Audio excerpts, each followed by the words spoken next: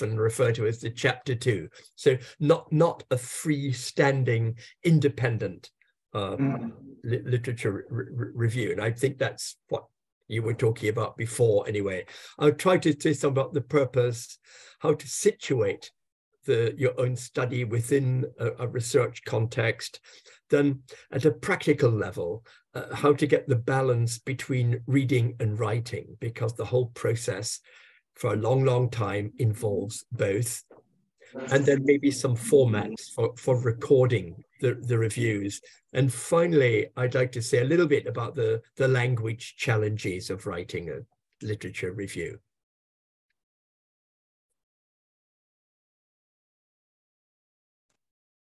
Yeah, I started with a definition. This is from Edinburgh University's writing website. They just remind us that about the literature review being a chance to situate your own project in a context. The literature review the literature has to be discussed in direct relation to your own study, how it impacts on it, because the literature has come from other studies. And they remind us about the critical evaluation part, that's why it's called a review rather than a report. And that literature review seems to, I know we've got a lot of language experts here, it's probably what we would nowadays call a genre in its own right. Maybe just a little bit about the relationship between the literature review, the concepts and theories, and the research questions. Some of this was discussed a little while ago, I noticed, but if we, as most students do, write the literature review in chapter 2, even before the proposal has been finalized. So we've got a critical examination of the existing research. I'm just trying to move something on my screen. Yeah, sorry, yes. The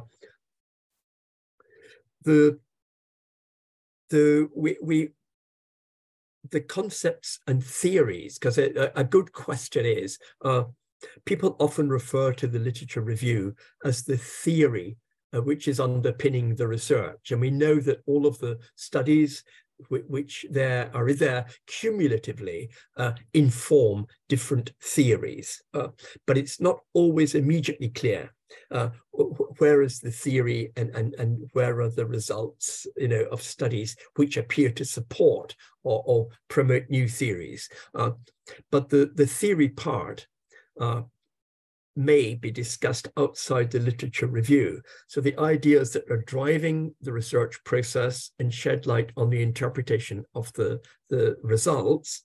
And we know that research questions typically are introduced towards the end of chapter 1 of a dissertation. And so this means that we have some literature in chapter 1 when we're explaining how important the topic is and giving quick evidence, maybe the most compelling evidence we put in chapter 1, and then we hope that is the appropriate place to link to introduce the research questions. But I think a theme which I'd like to get to is that the literature is running through a lot of the thesis, in particular when we get to the discussion, and you can only discuss the results in the light of the thesis. So we shouldn't see it as being totally compartmentalized in chapter 2. Now, if we have a look at the typical structure of the dissertation: introduction, literature review, research methods, results, discussion, and conclusion. And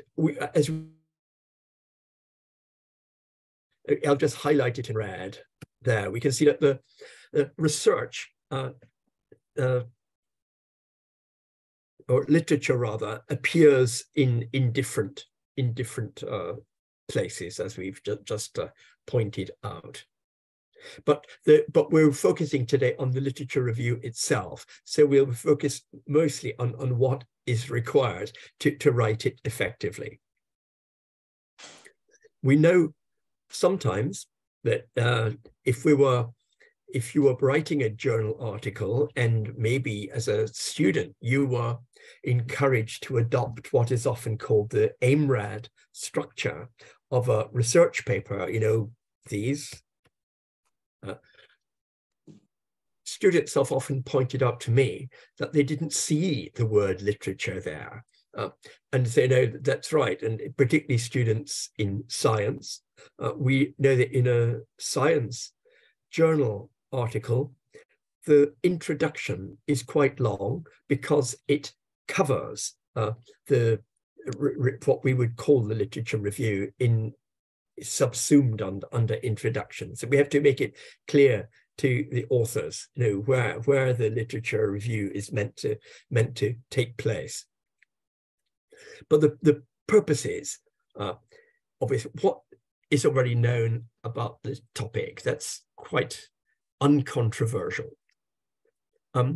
The relevant concepts and theories, a slightly less obvious relationship, where occasionally you have to remind the student to tease out the relationship between what a piece of research has concluded and how this relates to theories. The review, we hope, will highlight will pay attention to the methods, the strategies that were employed in addition to the main conclusions. And I think this was alluded to, I think, by Dr. Yudi also, that when we get to know a field and how it's developed, perhaps over decades at least, there are often controversies, disagreements, the inconsistencies, and we want our certainly research students to be very aware of these. So that when they read a particular paper from a particular year, that they are able to situate this to say, oh, that was before X was discovered, or this was after, you know, this had happened. So they need to be able to know controversies, how they were, if they've been resolved, like unanswered questions, things like that. This all involves what we say interpretation, evaluation, and I'm a little bit worried now about some of the IT which is being promoted to research students. Say, well, you know, we've got templates which will help you to write literature review. They will indeed, but they could end up, if a student over relies on them, presenting a very repetitive, slightly static approach of presenting a review, rather than developing it into a story, if you like, into what influenced what are the outcomes, seeing the literature developing in a more dynamic way. I'll just mention one or two comments made by authors of the typical research manuals that we recommend. This is from Byram, who's encouraging students to interpret, not just to restate what they have found, and to use these to form an argument. So, but we know, and I'm going to mention the feedback from external examiners in a moment. We've already all been in situations where an examiner asks a student, why did you not include X's work in your literature review? And the student might say, well, it's not directly related, but obviously the person who asks it thinks it is directly related. So being comprehensive seems to be a kind of initial stage which we would expect all research literature reviews to meet. Let's say what some people regard as important works on the same topic should not be omitted. They may not be given central place. So key references should be there. And this is the report's feedback on the external examiners. Notice that the weak dissertations were those where the literature was summarized in a routine manner, rather than in any original way. You know, X did this, this was the result, it's therefore, you know, that sort of repetitive text comes up quite often. So they encourage developing an argument to connect the findings, particularly to develop our researchers' own findings with the main subject. What might we conclude, you know, at the stage in which we start analyzing start getting the data? Yes, so that was not being comprehensive. I made that point already, and avoid giving casual mentions to work which many people would regard as being more fundamental. I think be encouraging students when they are mentioning or referring to research to go beyond the study itself, to be able to talk about how the research was conducted. Having a deeper understanding of it is what will impress people, that you are a good researcher, that you're interested in the whole research enterprise, not just interested in whether the research question was answered correctly or not. And we know that the examiners want to give a PhD to somebody who convinced them that they are now ready to undertake independent research of their own, not because of their expertise in the narrow field that they have written about. Now, a few words about the reading, writing process and the practical difficulties. We know, as we can see, everybody has to do a lot of reading, and everyone has to do a lot of writing. But does one process stop and the other start? Well, I think all of us would agree it doesn't work very well that way, because if you start writing your dissertation, when you haven't really made sense of the literature that you've been reading, you haven't perhaps sketched it out in a meaningful way, you then have to go back and read it again. And this is why many students overrun their study time, because they were a slightly inefficient approach to conducting the literature review. So there's lots of papers. Can it be organized more effectively?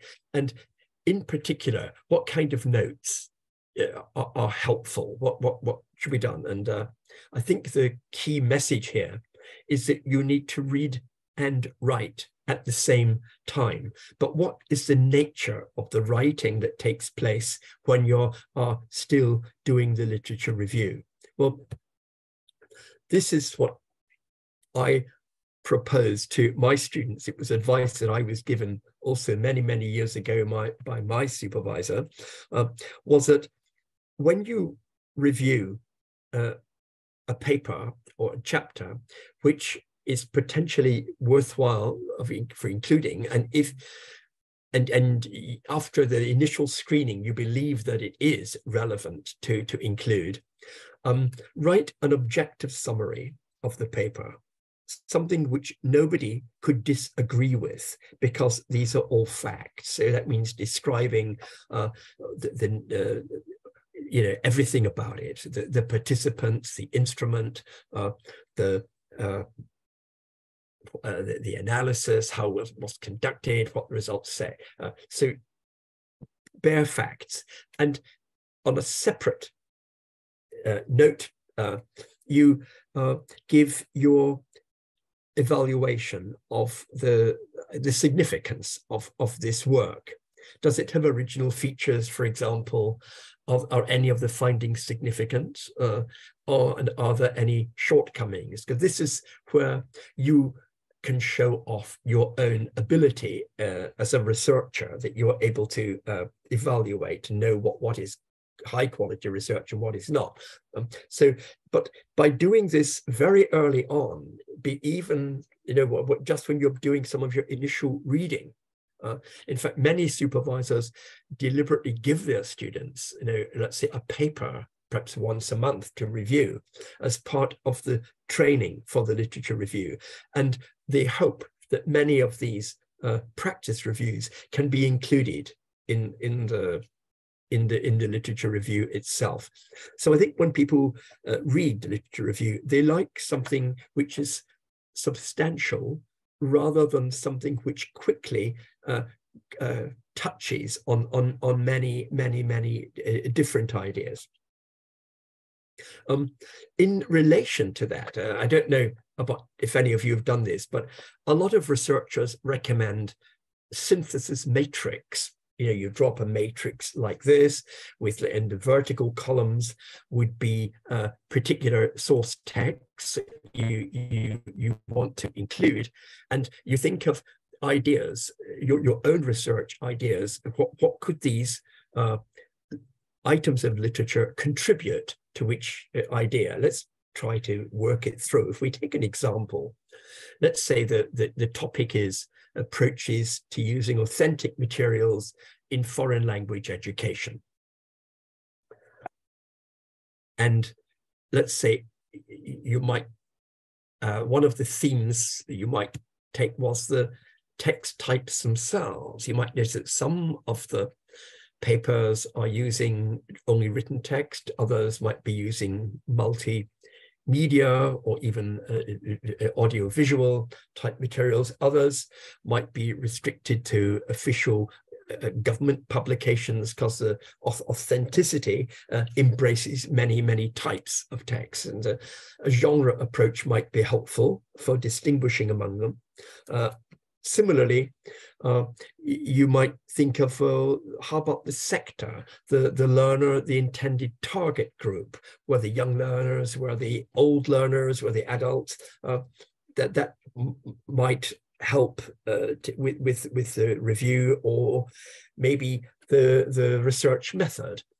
Were some of these experiments organized as experiments? Were others based on observation, on some other approach? But the methodology, the idea is just keeping the themes separate to develop into, like, say, separate paragraphs would allow you. Then within the sources, you would put the names, the surnames of the authors. That is meant to be what might help this struggling writer to not throw away so many bits of scrap paper.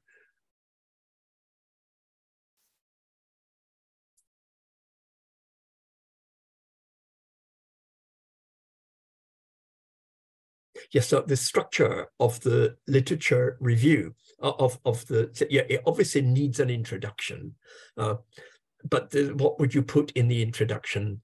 You would need to mention the scope, and if you have deliberately excluded any areas that might be borderline with yours, say why, and so defend yourself against the criticism that you didn't include it later.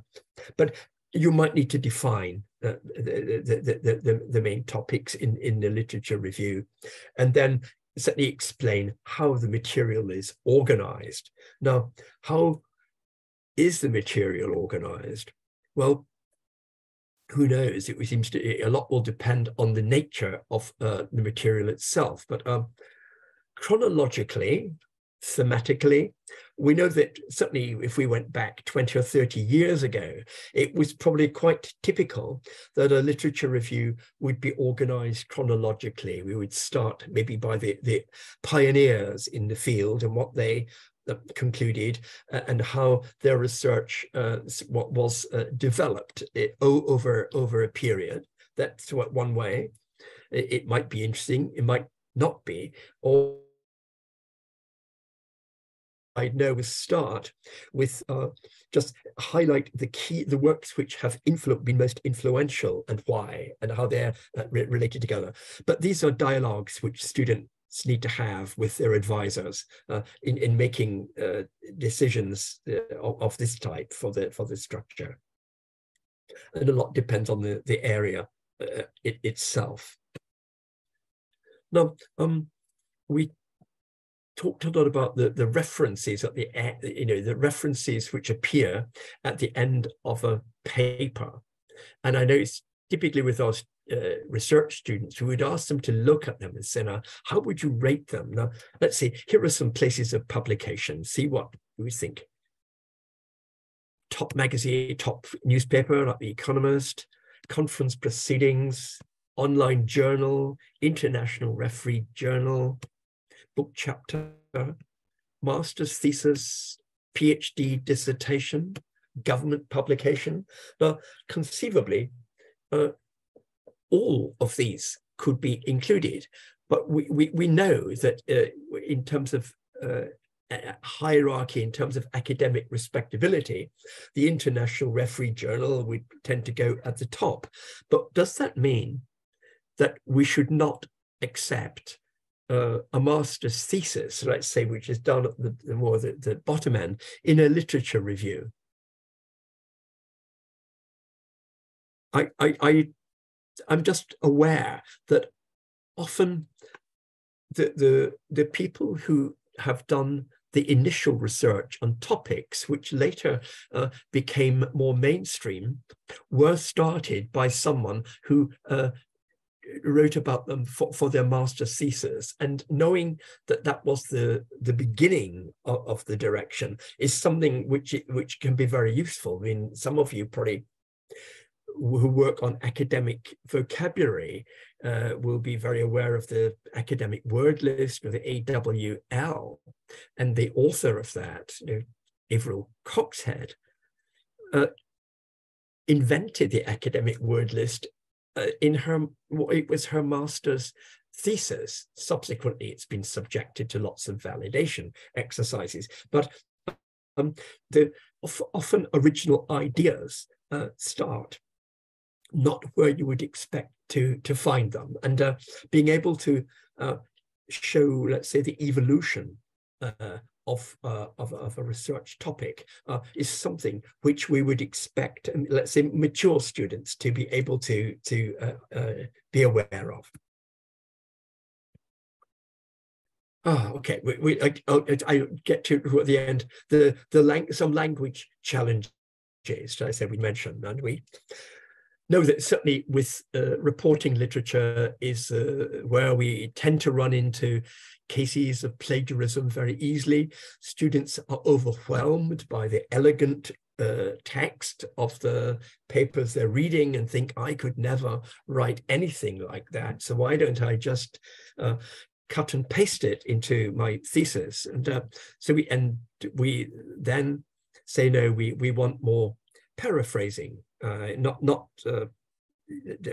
we have to learn and teach students how to do this, just as we have to teach citation. But I think reminding them of the paraphrasing is quite important. But I know from the discussion that was happening earlier on vocabulary, you need to have a big vocabulary. You need to know lots of synonyms to be able to paraphrase text. And that is something, feedback we might give to our colleagues teaching the academic English programs. For example, I know when I taught research methods courses, and you're talking about literature review, it's quite useful to expose students to samples of a literature review to make them aware of the language and the way it's normally used there. Here we see, let's see, I'll highlight the verbs, right? Yeah. So words like he has proposed, he argues, he concludes, he contends, reporting verbs that the students may not always have at their fingertips, but which they need to extend, because you need a lot of them in the course of the literature review. But at another level, phrases also, we know that the English language is believed to be 80% formulaic, and that when native speakers write, they don't assemble things word by word. That chunks of language will come out, like, can we find any here? Unveiling a novel strategy, that might come out as a single piece of writing, but it's quite hard to convince second language users that that is the case. But it's good to encourage students to focus on the chunks, academic chunks, which might be useful in their writing. So something like that. Maybe we just finish by reminding them of the things like the reporting verbs, that some of them are quite neutral. If you're just stating or observing something, adding something, some are strong, like, insist, deny. So we make sure we've got these words like report, accept, argue, propose, suggest, imply, confirm. You can use these freely. And then the strong ones like asserting, claiming, insisting, denying, insinuating, admitting, allege, declare.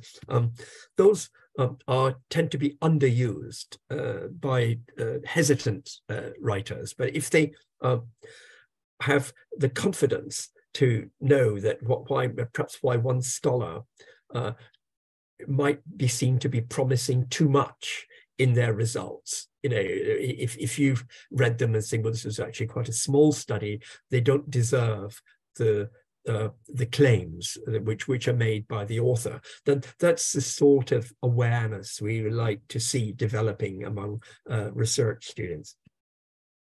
Anyway, I finish. There are a lot of, most good universities have got an online resources to help with academic writing. And this is not because they're being nice to second language users, it's because most of the students, many of the students who have serious problems writing are the native speakers, because they haven't been taught academic writing formally. So they rely heavily on the centers. Lots of good ones, but I would caution the students against the template for the literature review, in case they end up just having sequences which are repeated in the same way with no development. Whereas you want the student to show that they're in control of the comments they're making about the work. This is the one website, probably above all others, that I have recommended most, or the Purdue in Chicago, the OWL, the Online Writing Lab. The colleagues there have done excellent research in academic writing and have been very generous about sharing it with others. So with that, I'm going to wind up. Apart from one final comment, I mentioned right at the beginning that I wasn't going to talk about literature reviews as independent studies, but I've been increasingly aware in recent years that this approach to writing a big paper has become popular. And you see now, it goes up to 10K. 3 or 4 years ago, it was about 5K. So this has certainly doubled in size in about the last 5 or 6 years. And this is a phenomenon I think we need to be aware of. We often see it as billed as a reconceptualization of the literature, often software, possibly relates in some ways to like corpus linguistics, is being used to try to give profiles of the source materials, and these are usually big databases. But anyway, but this is not what we're talking about when we're asking people to write critical literature reviews. And with that, I will finally stop. Thank you for your patience. I'm sorry it didn't work the first time around. Okay, thank you so much, Dr. Arthur. We have got very insightful information related to how to write the literature review, especially for the students well, you're mentioning about the PhD students, and we have undergraduate students here in this Zoom meeting. Maybe they can ask you some questions related to what you have already presented. Okay, ladies and gentlemen, is there any questions for Dr. Arthur? You can raise hand if you want to ask the question.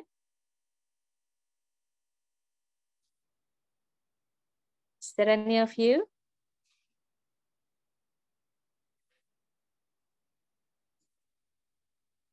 Yeah, one of the students here, Dr. Arthur, was asking about how to put the information in introduction and literature review. And she was asking Dr. Yudi about that.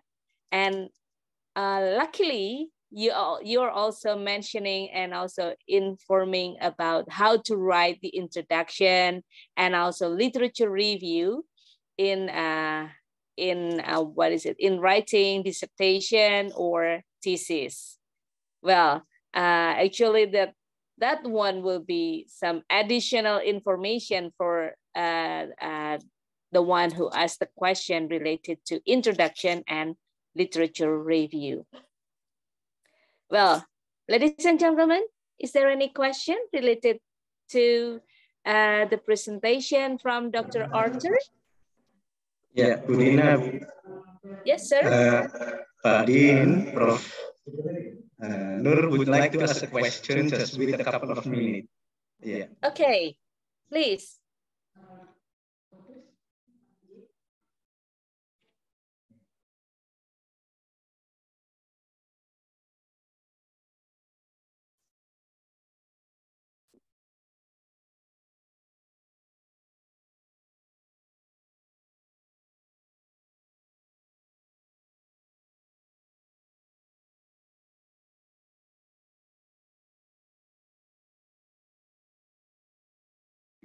Ditunggu.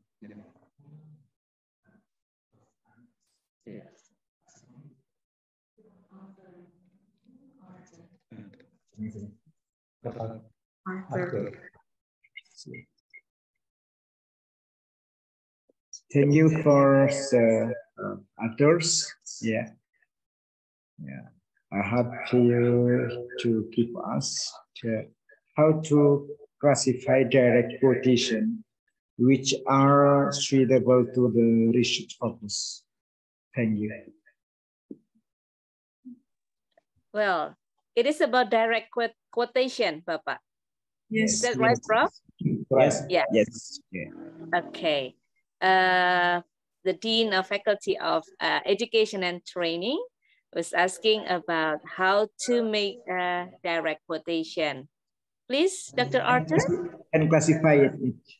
And Oh, okay. And classifying it. And classifying it. I know that students have often been discouraged from using direct quotation in the literature review.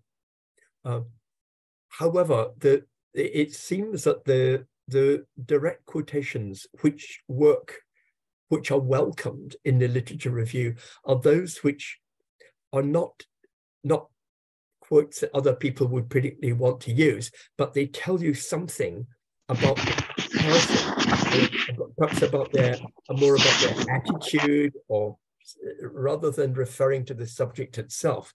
I know the ones which have been welcomed are those where someone wants to characterize a piece of work quickly, and they might have a very short quotation of what the authors say. But I think that normally I think people are more encouraged to paraphrase what the text says. So you still suggest paraphrasing other than direct quotation, isn't it, Dr. Arthur? As a general principle, but we know, because we don't expect quotations. We to some extent we associate quotations with journalism. You know, where somebody coming out of their mouths, and if that is something which you wish to, you might want to use this as a kind of rhetorical device, you know, to impress people. You might have a very long serious paragraph, and then at the end you've got this short, slightly funny quotation which helps to strengthen the message of the paragraph. Then I think in those circumstances the quotation can be very effective, because if you paraphrase it, it might make it all seem too neutral. Okay, so paraphrasing make the writing, the literature review is more natural. Yes, or more neutral, you know, less directional. Okay. Yes, thanks. Yeah. Good, okay. Great. Thank you very much. How is it, Prof? Do you think that direct quotation still needed, Prof? Yes. Or do you allow your student to use direct quotations? Yes, I think it's difficult to in Islamic education. Oh. Okay. Yeah. I think for writing essays, students need to learn how to. Yes. It refers to the teaching of religion. So it's difficult to make it very quotations. Okay. Thank you. Yeah. Dr. Arthur, as this university is an Islamic university, and they are learning about Islamic studies, they are learning about laws. So is it still possible, or is it what is it? Is it okay to make a direct quotation? Because when we are quoting from the Holy Book, then there should be what is said in the Holy Book. When we are talking about, when we are writing about the law, then should be what is it said in the law. Yes, you're absolutely right, because we've been talking a lot today about interpreting in, you know, and of course this is not we're not interpreting, we're citing something verbatim. You know, these are the words, and the words have an authority of their own. So definitely that is it will be appropriate to have direct quotation. Yes. Okay. Very good. Right. Yeah. Okay. Thank you. Okay. Does it answer your question, Prof? Yes. Okay. Okay. Thank you so much. Then, Mbak Nada, do you have additional question? Yeah. Please. First of all, thank you very much, Mr. Arthur, for the presentation regarding how to compose a good literature review, as well as stating some language challenge during writing it. And here, I've got a really interesting insight from you, especially when you explained about the plagiarism and also how to paraphrase, because it is also one of the issues that I've been facing during writing my research. And here, do you have any other suggestions that we as a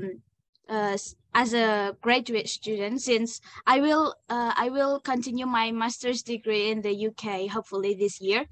So here, could you please give a little bit your advice about how the graduate students' life in the UK, as well as any like advice that you can give to international students whose language is not English. Thank you. I think it's a bit more, but we have to narrow the discussion to the academic writing. Yeah, Nada will go to UK for pursuing her master's in UK, and what about the issue about paraphrasing and then language challenges in writing the literature review, as Mbak Nada is not the speaker of that language. Yes, at least you will have time. You won't be asked to write your literature review during the first few months. You know, you will have courses and things like that with different types of assignments, mostly like essays and things like that. And you would have time, I think, to get ready for the writing the thesis, you know, towards the end. But I think, judging from your spoken English, I wouldn't anticipate that you would have difficulties at all, because it is very, very natural.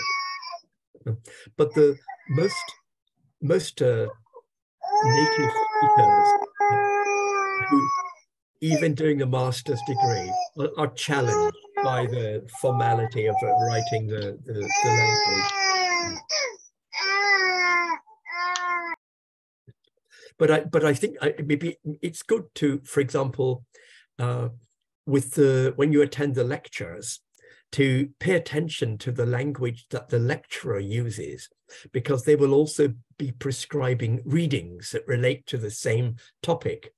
And it's quite good to see if there's any systematic difference between the words they use when they're talking about these topics and the words they use when they write about them formally. Because we know that, you know, often this is the case, that when someone is accused of talking like a book, it's usually something critical. It's not good to talk like a book. And many, I think, professors, they try to make their subject more accessible by deliberately using quite informal words to talk about the topic. And then I think it's good to make sure that you keep up with the formal reading at the same time as you're being exposed to the spoken version. So I'd say so after the lecture, certainly go away and read the prescribed reading, and you'll probably note some differences in between the spoken and written language. And just be aware that for your written work, you have to stick to the written code. And for like the speaking in the seminars, in the tutorials, you can use the spoken version.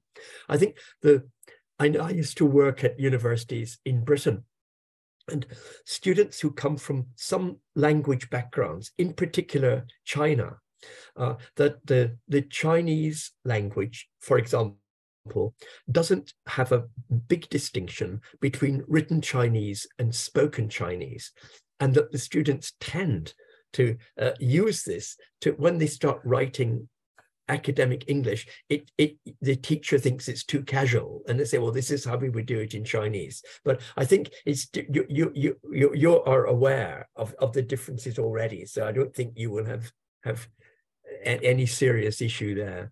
Just compare the written and spoken versions of text about the same topic is my advice.